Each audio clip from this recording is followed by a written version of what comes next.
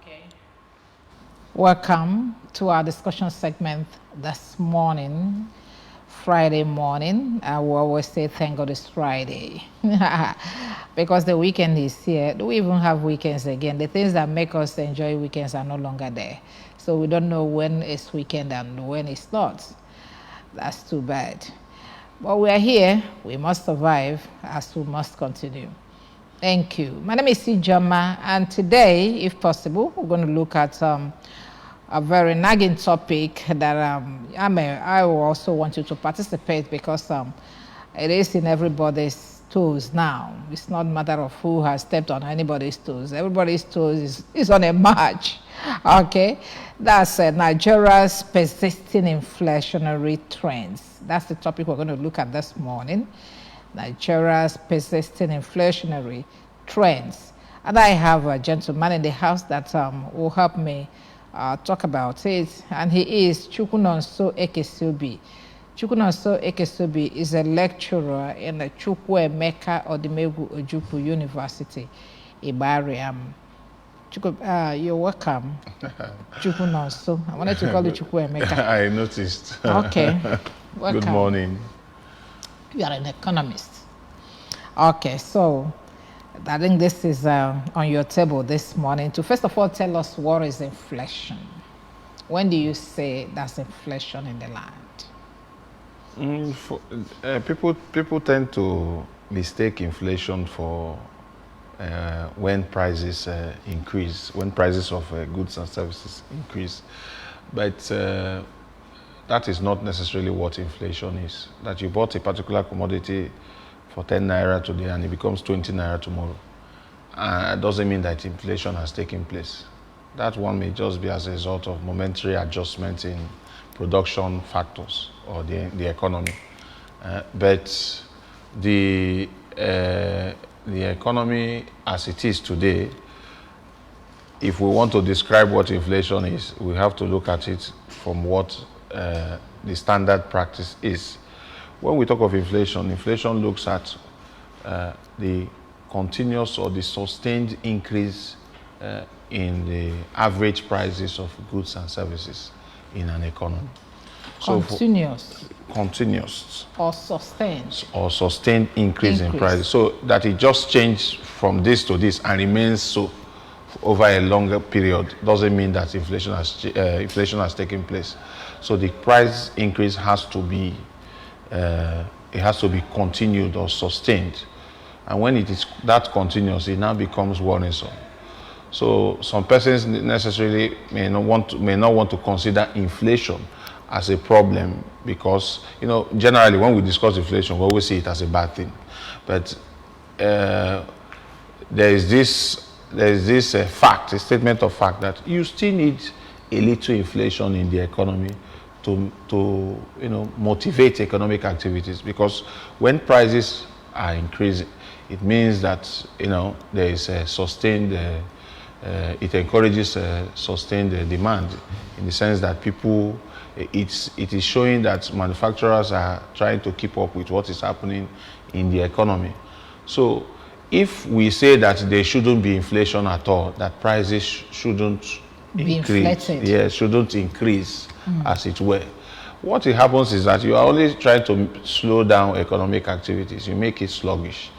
In fact, there's another school of thought that sees, like the kind of explanation they give to our kids in secondary school. They tell them that inflation is when you have too much money chasing few goods, or you have, in other words, excess money in circulation.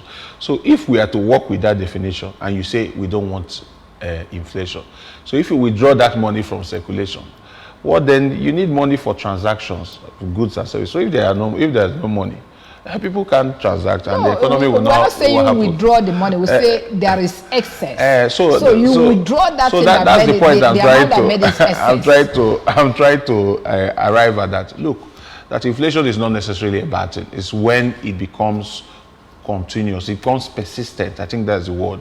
Over time, that it tries to drive the price of goods and services out of the reach of the citizens or people in the economy. And okay, let me stop here first. I'm coming. Okay, you don't have to stop because it's your stage. You have to continue. You have debunked the one that we were taught while we were in primary and secondary schools. That is, inflation is no longer when you have too much money chasing few goods. Okay? It has to be persistent. It has to be persistent. Yeah. So the money has to keep increasing. Let us understand. You have. It has to keep increasing. Yes. There's too much excess money in circulation for yes. few goods. Yes. So what does it do to the economy? What does it do to the common man on the streets? When you have a whole lot of money in the hand, but you can't, but like some of us will go to market and you keep searching mama maka or and withdraw 20-something thousand whereby you might have telephone bag. Or did I lose money? You see, how good it is. The understanding there is not in the volume of money or the quantity of money you have in your bag. It is the value of that money that counts. That is it. Now, when the money is so much and I purchase very few goods for it, then it's valueless. Yes, that is the key. That's among the key issues when we discuss inflation. Because and you say it's not a bad thing. Inflation, no. Like I said, in the short term, inflation is a good thing because you still need money to encourage economic activity. But when it persists into the long term, that is when it begins to have negative consequences on the economy. For instance, they tell you, what's it called, that your money loses its value. And when money loses its value, definitely it means that it affects the pockets of the ordinary citizen, because what for instance 30,000, which is our minimum wage, what 30,000 can get for you last year, it will not be able to get for you this year because of the erosion in the value of that currency. So in order for you to meet up, you will need more money, and that continues this what we call wage price spiral. That's, look at what is going on in Nigeria now. We are having this challenge of rising prices, and what labor and other stakeholders, economic stakeholders, will always advocate is they should increase salaries. They should increase salaries. But by increasing salaries, you are adding more money to cause more problem, because later, when you have too much money in circulation, and the supply of goods still remains constant, what you are only encouraging is a bidding war, because people will now want to outprice themselves in order to get that few goods. So in the long term, the money will not be able to make sense. I was in Zimbabwe some years back, and it was so bad because of the erosion in the value of their currency that you could have 1 billion as in a paper note. It's just like having 1 billion naira note, and yet you cannot use it to buy bread and malt. So it's that bad. So in our own case, we are on the road to Zimbabwe. But I pray that we don't get there, because let me be frank. Globally, there is an inflation problem. I know. Yes, because let us not make it look as if it's a Nigerian thing. Globally, there is an inflation problem, and especially coming back from COVID, with the shutdown of the global economy, most economies are yet to achieve optimum production capacity. I was actually going to ask you why. What do you think that was the cause of that? Yeah. International inflation that is everywhere. And then if you say it's COVID, you shut down, you were not producing. And remember, as we are not producing, not a lot of people are consuming because people are locked down too. Okay? Now the shutdown is over, the COVID is over, you have started producing. Why can't you maximize your production? You see, that's where I was coming to that. There are global factors driving global inflation. Then there are peculiar factors in our own country that is driving inflation, which I will arrive at shortly. At the global stage, yes, the global economy shut down, but demand did not shut down. Because in some countries, their governments were making stimulus packages, were giving them monies, since they were not going to work or going to earn anything, to cushion the effect, so they can, be buying commodities, groceries, and so on and so forth. But the economy does not reflate as quickly as it deflates. It's just like bringing down this building in a day, and you expect the building to be assembled the following day. That's similar to how the economy works. The economy does not, kickstart itself overnight and meets up with that this thing. Then again, the Russia-Ukraine war has also made global inflation continuous because that war has disrupted energy prices, because Russia is a key player in the global energy supply. So by withdrawing their Russian energy, global energy prices is rising. And with rising energy costs, once the price of energy increases, just like we are witnessing today in Nigeria, every other thing associated with energy will also increase. The same thing with food supply. So that's at the global level. Then when you come to Nigeria, I want to say that our own inflation happens to be self-inflicted. Self-inflicted, man-made. Yeah, because there are many reasons why we shouldn't be here. Minus the external factors. Look at, coming back to that definition of too much money, look at what's happened. I don't want to put the entire blame on the central bank. I want to put it on the federal government. We had a serious crisis in the previous administration of fiscal dominance. Fiscal dominance in the sense that the government was bent on expanding budget deficits, spending more than it was earning. And when it couldn't get funds from international sources to borrow, it was now relying on the central bank to print money. Let me just call it what it is, ways and means.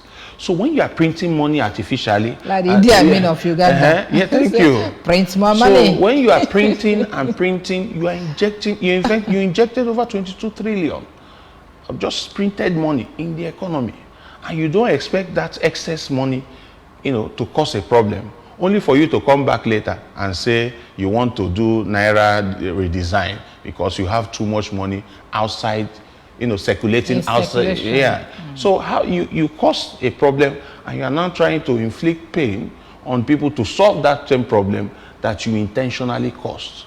Then again, we now assume the new administration. Granted that it was stated that we have to withdraw subsidy. But nobody was definite as to how subsidy will be withdrawn from the economy. Nobody was clear-cut. So we didn't know whether it was going to be removed at once, or we didn't know whether it was going to be removed in phases, and the rest of them. So the way the thing just came, and people did not plan for it. It just happened like that. Then in the midst of things, in the midst of that, subsidy removal, which definitely will feed into other costs. You have what did they even do again? After the subsidy removal, they unified the exchange rate, and you know that majority of the commodity we consume in the country are imported. We have a low manufacturing capacity in the country, so we consume most of the things. So it then means that that's extra costs in getting the foreign exchange that you will use to import those commodities that we depend on will be transferred, will pass through the importer to the consumer. So these two things alone shaped the economy. Then you now begin to bring in other, policies that, for instance, the one they are trying to talk about increasing electricity tariff. The other one they were talking about VAT on, what was it called? VAT on petroleum products. Then talking about charging monies for renewing your proof of ownership. There are a lot of things that are, a lot of costs. Model upon the citizens. But the thing is that all of them are happening at once. So when you bring in this thing, you're only trying to create chaos. And people in business are not there to run humanitarian services. I see what's going on in other African countries where people are protesting because of the hardship they're facing. Look at what is in Ghana. I wonder why they think inflation that in Ghana will not happen in is Nigeria. over 30%. And most other countries, in fact, Turkey had some protests, something like protests not too long ago. The inflation is hovering between 50 to 60%. But like I said, our own issue with inflation is more or less man-made. So when you factor all these things together, you see that we are only worsening the situation of the common man.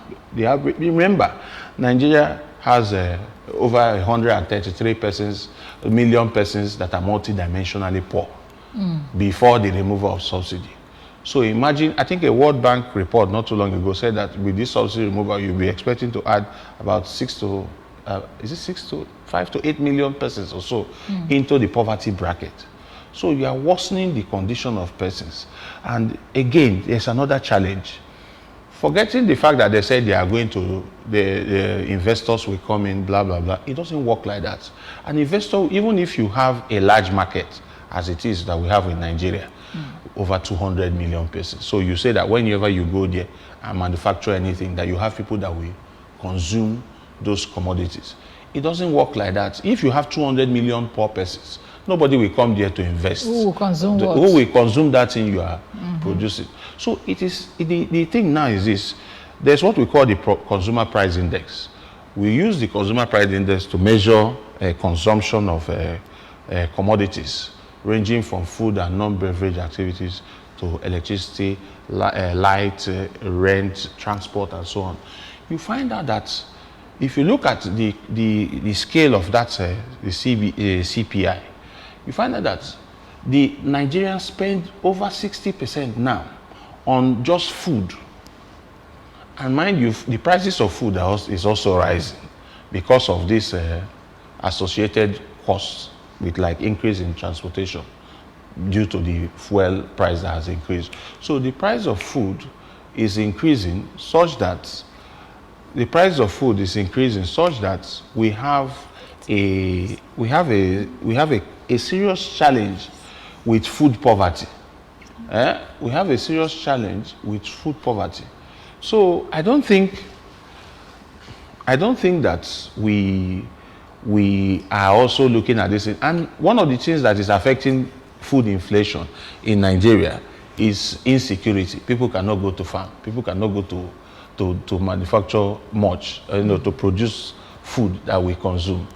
So these things, when you bring them in, you see that if you are spending a large chunk of your income on food, it means that you cannot have money to attend to other things, like going to school, hospitals, building a house for yourself. Rent, change your clothes, all these things. So these things may, if we don't handle it well, may lead to, you mentioned protests happening in some countries, may lead to that kind of unrest. In fact, Nigerians, which most cases does not even solve the problem. Yeah, Nigerians, we need to be commended because we have a very strong sort of resilience in the sense that we are used to suffering. I'm telling you. Fela, you say those back then, so we are used to suffering and smiling. I'm telling you. And maybe that is what we are taking advantage of. Because if we know that the pressure from those who are being governed, they are breathing down your neck, we will be taking plans immediately. I'm surprised that you first of all removed subsidy before you start thinking of how do you cushion the effect on people. Normally you are supposed to have sorted that part out. Actually, that was the next question I was going to ask you, because you said that the kind of inflation we're facing in Nigeria is man-made. Yes. So I wanted to ask you, is this removal of subsidy before a strategy in place for you to cushion it? Is it part of the man-made thing? It is. Or just you waking up like I woke up on last Tuesday and only to see that the fuel pump price has been changed, no negotiation, no information, nothing. I heard a lot of people died of heart attack because of that. Okay, so why is this so? Why is this so? Even that change, it brings serious concern to me, because you are saying that you have deregulated the downstream sector of the petroleum industry. So what business have you with pricing again? Thank you. Why then you have to announce prices? If you know that by signing the Petroleum Industry Act that you will still have one sole importer of the product, then why did you would have sorted all those things out again before coming to the table to say, okay, we are now ready, let us sign this act. You rushed with the commissioning of the Dangote refinery, only for us to be told now that it is no longer going to come on stream by August next month. It may even linger till the next year. So what are we, where is the coordination in the way we manage our economy? So it's like placing the cart before the horse. Okay, now you don't know how you are going to, you don't know whether you are even going to work with palliatives or whether you are going to do cash transfer. Okay, you want to do cash transfer. First, you said you were going to work with the previous register, only for you to wake up again and Just say, no, yesterday, you are not working with the register, that the register was fraught with certain irregularities. so are you hoping to raise your own register? So who is asking the question of what, so who brought in those irregularities and what happened? So that means that those monies that were disbursed using the old register, who is accounting for how those monies were? Nobody accounts for anything. That's the challenge. No, nobody accounts for it. And that's why we keep having this problem. How do you intend? I remember when we were growing up, when such thing happened, you hear my elder brother say that hairs must roll. And before you know it, they say this person has been arrested, this person has been changed, this person has been removed or that and that. But nothing like that happens again. And that's why the impunity, the problem persisted. So look, because nobody is answerable to anything. That's the major issue. So we are not looking at this thing, the way it's supposed to be looked at. If we want to solve it, look, for instance, America, following what happened via COVID and Russia, America last year came up with the Inflation Act, 2022 Act. What did they do? They brought up a legislation that will ensure that everybody is involved in how we are to tackle the problem of inflation. And how did they do it? What does the legislation say? Trying to cut down on unnecessary government deficits and investing in infrastructure and energy. Not just energy, clean energy. They know that one of the things that is driving the inflation in their country is energy prices as a result of the Ukraine war and the rest of them. So they are looking at ways of managing the money, the one they have at hand, at the same time looking at how to drive investments into energy, not just energy, clean energy, to reflate the economy. You see, this is how people who are practical, people would have brains, people who are proactive. Okay, let's now, I don't know whether there are any basis of comparison, but we still have to compare, since this is inflation is a global thing, and a whole lot of nations are working very hard to see how they will handle their own inflation. What are we doing, one, if we are doing anything, and then how will you compare our own strategy to that of America or any other nation that is trying to come out of their to regulate their market prices and then make sure that inflation comes down? We will take that. You will take that question, but that will be after this short break. We are going on a short break. When we come back, you will pick this question from me. Let's see if there's any way out for us in this country. Thank you. Anambra Broadcasting Service, ABS. With delight, we bring you the light that we bear through our illustrious leaders.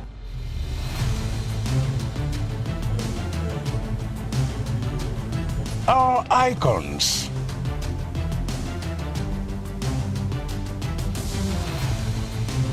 Our industrious people. Our rich culture, our places of pride,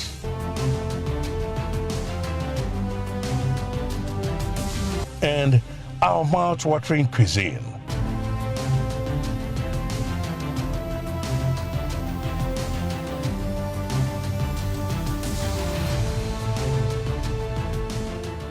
With unbridled professionalism and renewed tenacity, we serve you real-time news, information, entertainment of varied genres with unfettered reach of your clients and customers.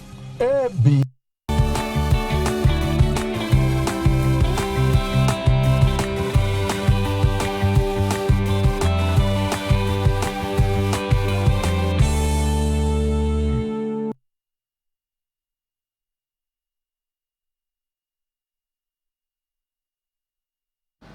Okay, welcome back. It is still Good Morning Anambra, and I still have Chukwu Nonso Eke. COB. Eke COB. Thank you very much. And then we are looking at exactly what we are reading there, Nigeria's persisting inflationary trends. I don't know when it's going to happen or when it's going to stop, because we never knew when it started. This thing just started and persisted. It was saying that it's only when it is persisting that you know it has constituted a problem. Of course, I asked him a question, but before then, let me inform you that at this point, you can now come in, you can ask your questions or make a contribution from wherever you are using the number on your screen. Okay. Yes, I asked you a question. Are we doing anything to get out of what we find ourselves in, or are we building it the more? Because I heard the NNPC guy saying that, well, you may be shouting that we have raised this to 617. You should expect more. As long as it's changing at the global level, we keep changing. And they asked him, so is it possible he's going to get up to 1,000? He said he may not, he may even surpass. It's a very horrible situation. Okay, so what are we doing? Because we have established that this is a man-made, a self-inflicted inflation. Is there anything we're doing at all to get out of it? Like Americans are doing things, doing a lot of things to get out of their own. The federal government, as constituted now, has I think they've declared a state of emergency on inflation, and part of the things they are trying to do is to, for instance, give out fertilizer seedlings to farmers to improve agricultural output, and other incentives to the agricultural sectors. Is it the farmer that the Boko Haram has dislodged? That's the thing now. And that's the thing I said. Step into this farm, you'll be a dead person. So that intervention is not as holistic as it should be, because on the one hand you are trying to boost agricultural output, on the other hand these same persons cannot go to farm because for the fear of their lives. So you are solving with one problem, but the other one is staring you in the face. I think the security situation should come first. The state of our security, because nothing can happen, nothing meaningful can go on in the economy if the economy is insecure. What was I even trying to say again? That the interventions he also looked at is talking about giving palliatives. If you give palliatives, it is only trying to worsen the problem. You have not addressed the problem from the supply side. What is happening on the supply side? How do we boost production, manufacturing? How do we keep talking about diversifying this economy? When does it move away from being a political rhetoric to something that is actionable, that we can see happen? Remember that this government in its manifesto was still in agreement with continuing these ways and means of the central bank. In fact, the National Assembly increased the threshold from 5% to 15% of your previous revenue. What is that trying to tell you? That we are not going to stop printing money anytime soon. So if we say that sincerely we want to address the problem of inflation, and we are not addressing those things that are causing the inflation, we are only addressing the symptoms, we are not addressing the cause, then there's a problem. Sometimes it hurts when you listen to this. Like I told you that I overheard somebody say that I don't like discussing Nigeria because it depresses me. Okay, so how can you declare state of emergency on inflation without first of all tackling those things that brought about it? Inflation. Okay, I think very two major problems we have in this country now is no refinery and insecurity. Okay, so you have not declared state of emergency on insecurity. I've not even heard anything said on insecurity. You've not declared state of emergency on insecurity. And then our refineries, because ordinarily we have this crude that will just get it from this point to this point, refine it and start using it. So we wouldn't have had anything to do with the market prices, international market prices of crude. We have it here. We have refineries, so we don't have business with what is going on there. Okay, so we wouldn't have been, suffering what others are suffering because of Russia-Ukrainian war. But you see, despite the fact that we have this resource, this crude oil, as a natural endowment, it is still a national asset and a commodity that must be sold at what is obtainable at the international market. Otherwise, it will be small good. So, with the deregulation, prices will not, you don't expect price, we should not expect prices to come, price of crude fuel, for instance, kerosene, diesel, to come down relative to what is obtainable elsewhere, because as we speak, it is the crude oil that is sold in the international market, yes, and not this our local one. producers, assuming we have refiners like Dangote, for instance. If Dangote is to get crude oil to run his refinery, that crude oil will be sold to him, or ought to be sold to him, at the international price. So whatever the cost is at the national level is what we will get here. The only gain, they have to get crude oil from our sources and then refine it in Nigerian refinery. Yeah. Would they sell it to us at the international yes, market? that's what. No. That's the way. That's the way the economy works. We cannot. So in that case, we can't be talking about having refurbishing our refineries, because it has nothing to do for us again. See, since if you refine here, you sell it to us as the same price you sell it to us if you import it. So what is the essence of? Because that's the only gain we get now is, for instance, we will remove by the time we start refining here, the only cost that we can eliminate is the cost of the shipment costs, and landing costs and other things, and a whole lot of things. As far as the cost of the commodity is concerned, whoever is refining locally will and should buy that commodity, that crude oil, at the international market price. Okay, but the landing cost is not lower. It will not be there. The freight will not be there. So all these things minus, then we'll still get it at a very good price. Relatively. This petroleum this crude oil byproducts across different countries, the prices are not uniform. They vary. In fact, as we speak now, with this 600 and we are paying today, the cost of fuel in Nigeria is still far cheaper than what is obtained in some other countries. So it's just that the challenge we are having now is that we are not using the proceeds well enough so that we don't feel this pain. It's not enough to say this is what people are buying elsewhere. This is what people are buying elsewhere. Let's remove subsidy. But as you are removing subsidy and you are comparing yourself with other countries, is the economy of your country run the same way or as efficiently as it is being run in other countries? These are the things we need to be comparing. We don't need to compare only half a page. That is what we need to compare the full page. That is so the problem if we say we are removing subsidies, comparing countries that don't have subsidies, fine. If we are to remove those subsidies, what are we now doing to make our economy as good as what those economies, these people find it, so that our people can cope? The challenge now is that people are not able to cope, and you are not asking again how people are, what coping mechanisms are people being able to that's afford. my next question, but I want to come out like this. I want to ask you, first of all, when there's inflation in the land, who benefits? The government, the manufacturers? Who benefits from the inflation in the land? When there's inflation, first and foremost, whoever is in debt will benefit. Yes, because money is losing its value.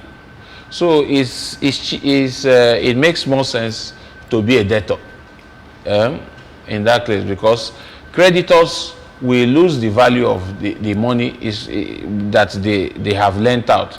For instance, I lent someone 500,000 last year, and if the person is to pay me 500,000 this year, I can't be able to use that 500,000 to purchase what I could have purchased last year. So it is the debtor that we gain. The creditors definitely will lose. In this case now, who is the debtor now? The debtors are local debtors, mind you, because if we look at foreign debtors, it doesn't really affect them, because by the time your money is losing value, for you to repay your debt, you will still have to look for the dollar equivalent. So the international debtors really don't have anything to worry about. So that's as it is. In other words, how does it affect the manufacturer? The manufacturers definitely will feel the pain, because when prices are increasing, it means increased cost of production, increased raw materials, increase labor, increase the infrastructure costs. Maybe Well, he is making more money. For him to make money now, he will have to charge more. And by charging more, you don't know if people can be able to afford it. So definitely, some adjustments have to come in. He may have to lay off some persons to keep himself in business. We're still coming at the implications.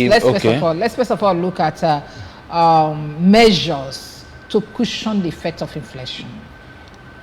There are many measures. Like I mentioned, we need to look at those places where it hurts people the most. We need to look at, for instance, in the short term, food production. We cannot grow food overnight. So in the interim, we need to tell ourselves the truth. Let us open our border and bring in food so that the poor will breathe, according to our president. They need to bring in food to drive down the cost of food inflation we are having. They need to bring it so people can eat, people can survive. That should be a short-term measure. People will eat. If you bring in goods, is the only person that had money that will go and buy it. The essence of bringing it, allowing it to come in, the way I'm advocating now, is that it will drive the prices down, because you have flooded the market with food, so people now can buy the food cheaper. So if you have 100 naira that has been devalued, if you are spending 80 naira on food, when food comes in like that, you spend less. You spend less to consume the same amount of food you have been consuming. So you now have money to spare for other things. Then again, we now look at transportation. Those areas that it bites people. Colleagues of mine going from Oka to Ibariam complained that 5,000 naira is no longer enough to fuel the car from here to school and back. It's not possible. It's no longer, Onye si Onitsha abi Oka, for instance, if you come from Onitsha to Oka for work every day and you come and go, 5,000 will not be enough for you to, with the current price, to bring you. I have stayed 1 week and I have expended up to, 20-something thousand naira. So still counting. It can't be enough. So we need to come in interventions beyond palliatives. Giving people money is not, to me, is not the solution. It's to begin to, that's why I said the planning ought to have come before now. Look at transportation. How do we make mass transportation very affordable? So Bayelsa has started with fleets of vehicles that they bought newly to cushion those are the things that we need to look at. Then look at energy costs. If we are talking about, what was it called? We shouldn't be talking about increasing tariffs at the moment. We shouldn't be talking about increasing tariffs. Rather, we should be talking about increasing the supply. Make that commodity, electricity, make it available first. Let it energize the economy, because people are spending money to run manufacturing. Even Obugodonye name photocopy. Someone that's running a business center at 10 sites here, the person spends money running gen to make photocopies, to print, to provide those services. And that increases the cost. That's increasing the cost. So assuming there is power, it reduces all those things. Then you can now increase your tariff. The person will take some part of the money he would have used to buy that fuel to be running on gen and pay that tariff. It's not the other way around. Increase the supply first.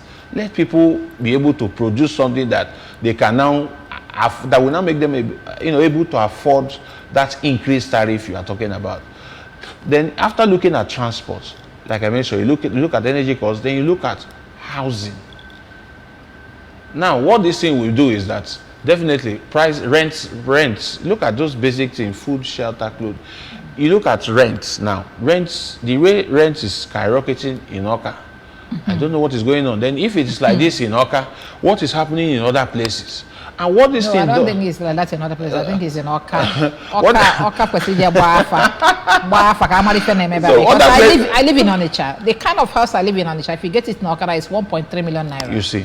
And you keep wondering, but I pay 300. So the thing is this. So there's no way we can compare Onitsha. The thing is this: we need to start talking about how we can look at mass housing schemes, projects, find a way of collaborating with institutions like, for instance, the Federal Mortgage Bank, In fact, the federal government grant, the services they provide now is not only for civil servants. If you have an association, like an association of maybe traders, maybe building trader or this, and you have a register, a record of operators in that business, even if it's in the market, the federal government is now open to associating with organizations like that, cooperative societies. So people need to begin to take advantage, help. They need to be assistance to help these organizations to become more aware of interventions like this and how to utilize them. So okay, thank you. We're on off. There are other things I'd like us to look at. I know that I think when I was in primary school, there is this thing that they call I don't know the name they used to call it. It was a national something, a storehouse where they have food, and then you go and buy at a very subsidized price. Rice, beans, milk, tea, and do they even give it to Dash? I don't know, but I think they buy. But we have milk, all those ones, that kind of a thing. Okay, so don't you think we can still do like that? I mean, do something like that. Not, I mean, to compare with the 8,000 naira you say you're going to share people, because I know America share food, they share money to children. How many children? Not just America. I have this person that just came back from Germany. He said all these because of inflation, they give, how many children have you? 4 children. So each children, 20,000 naira every month, this and that. Each child, 20,000 naira. Just like that. Are you working? What is your salary? Okay, it's poor. Every month we give you this to augment. A whole lot of things. So you say she told me there's inflation, but we are not feeling it because government is giving us direct cushioning. Yeah, because not give 8,000 naira to this thing you are saying now. When I discuss, for instance, when I discuss subsidy with some persons, we have made subsidy look so bad in the country. No, subsidy is actually a good thing. If you say you shouldn't have subsidy, it's just like saying you shouldn't have government. Because government is supposed, everything is subsidized. Government is supposed to be there to make certain commodities which ordinarily, the vulnerable groups in society will not be able to afford. Government is there to make sure that they enjoy some of it at least. So if you say that they should remove subsidy, then why do you have the government? So it is just that in our own case, subsidy has been made to look bad. That is why when we hear subsidy, we think it's a bad thing. One act of corruption. So there are instances where people subsidize in countries like Holland and co. that subsidize the agricultural sector significantly, even America and the European Union. Everything they is subsidize agriculture. Everything. They subsidize, some countries subsidize education, some subsidize health. Those things that so directly. No matter how little you make, you pay your bills. So you'll be able to pay your bills. So when health is subsidized, education is subsidized, they know that if by taking care of these things, you will have some money left in your pocket to cater for other things that are very personal to you. That's why you see a middle income family in those countries afford to go on holidays every year because they have money to spare and make enough money to send home too. Yes, so it's a horrible thing. Is that bad? That's why we have made it. So subsidy is not really a bad thing, but we need a situation where we have to come in to tell ourselves the truth and begin to target interventions in sectors that will give Nigerians, some sign of relief. Okay. Yeah. Thank you very much. Thank you. Chukwunonso Ekesiobi, a lecturer from the Chukwuemeka Odumegwu University, Bariam. Thank you very much for coming this morning. Thank you. So we need mass transportation intervention for civil servants in the states. Oh, don't worry. The governor is coming up. They're sharing big monies now, so a lot of things will come up. We heard it yesterday now. Yes. That's what the federal government told them from the next meeting. We're going to share money. So go home and then bring your own intervention to your own people. Yes. Because I'm amazed to see everything my person. I heard the governor saying that some states will use their own, so have to go and pay a backlog of salaries, pensions. Okay, no problems. Dalu, thank you very much for coming also. It's a pleasure. Okay, and that's how it's been this morning. We'd like to thank you very much for joining us. I hope you are not depressed because somebody said that. No. About discussing Nigeria problems. No, I'm not depressed. Okay. Thank you, camera guys. Thank you, everyone that joined us this morning. The MCR guys, the audio, and the whole lot of people. Thank you, Ifi, the producer. Thank you, IJ, the presenter. We'll see you next week. God keeping us.